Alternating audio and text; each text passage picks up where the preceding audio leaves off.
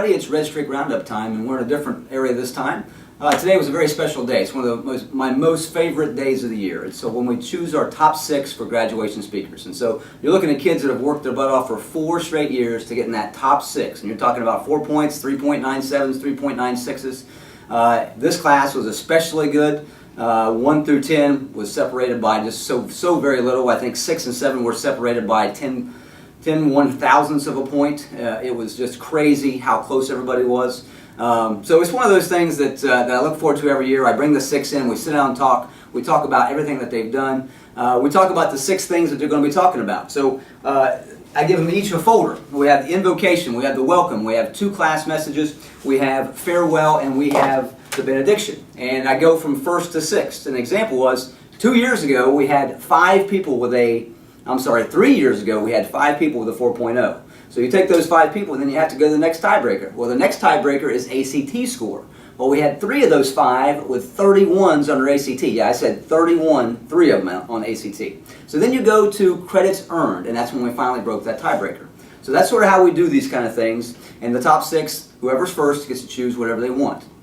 And it goes right down the order. So I just want to thank the 6 kids who are in today. I want to talk about them a little bit. Abby Crothers, Landon Barker, Julia Hurst, Zach Varney, Maddie Reed, and Allie Carver were our 6 this year. So congratulations to them. And one of the things we do is we go through and we look at former speeches. And so I've got probably the last 15 years right here. And this goes back to my predecessor, Mr. Steve McCann.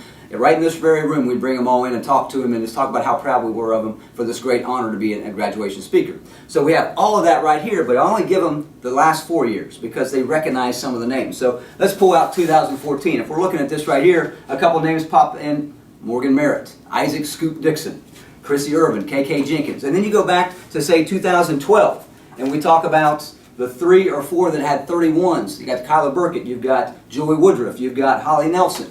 If you go way back to 2011, you're talking about Amber Hodge. So it's a really special thing for them to see those predecessors and some of the kind of speeches that they have had, and so it helps them come up with their speeches. And it's really cool for me to see who was in that grade level.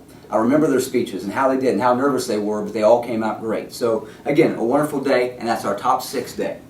Speaking of Zach Varney, we want to go a little bit into that. We always put in sports stuff if they've got a full ride, whether it be cross country or football or basketball. They've earned it, they've worked hard. But rarely do we get a chance to talk about a kid that got a Naval Academy appointment. And let me say that again. He had an appointment to the Naval Academy. To get that out of Southern Ohio is few and far between. So Zach Varney, tremendous job. We're very proud of you. Way to represent the Piketon Redstreaks and Pike County in general. But again, the Naval Academy. Congratulations, Zach. Talked to Mr. Owens a little bit to change gears just a little bit. And he's usually an excitable guy. And he was really excited a couple days ago because he just made 16 RP3 phone calls. And our RP3 is Redstreak Positive Promotions Program. And anytime kids are doing good things here at school, our teachers do a fantastic job of giving that to Mr. Owens. And then we call home to mom and dad and let them know what a great job they're doing. But he did 16 that day, and that put him about 5 or 6 short of 200. So he was excited to get that that 200 hump done. Every single year we've had over 200, and today, or this week, that's when we popped over 200 there.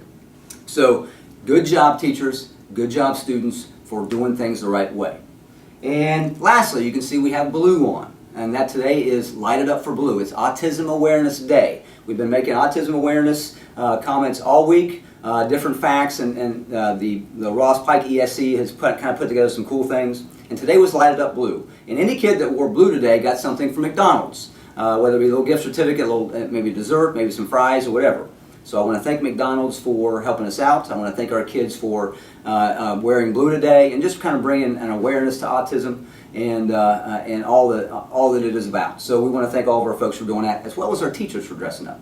Now we're talking about a lot of blue. Well, as always, we're going to finish with the red. It is a great day to be a Piketon Redstreak. Thank you.